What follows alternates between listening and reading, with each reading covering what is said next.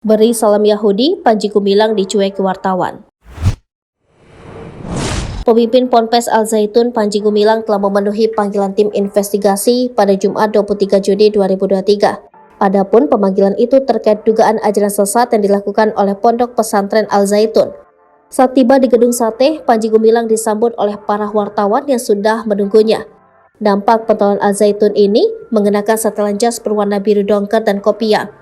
Ia juga dikawal beberapa orang yang diperkirakan berasal dari Ponpes Al Zaitun. Panji Gumilang menyapa wartawan dengan salam Assalamualaikum sembari memberikan hormat. Salam tersebut pun disambut kompak oleh wartawan yang siap siaga mengambil gambar dan video gerak-gerik Panji.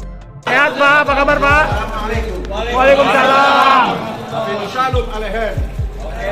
Sehat Pak? Sehat Pak? Namun rupanya Panji Gumilang melanjutkan salam tersebut dengan salam Yahudi, yakni Salam Aleihim.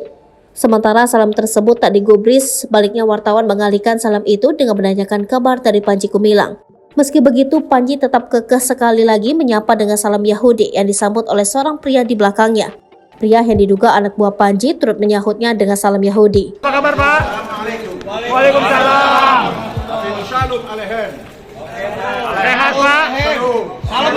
Sehat Pak? Udah makasih ya. Udah cukup teman-teman punten minta bantuannya, minta pengertiannya, mohon izin.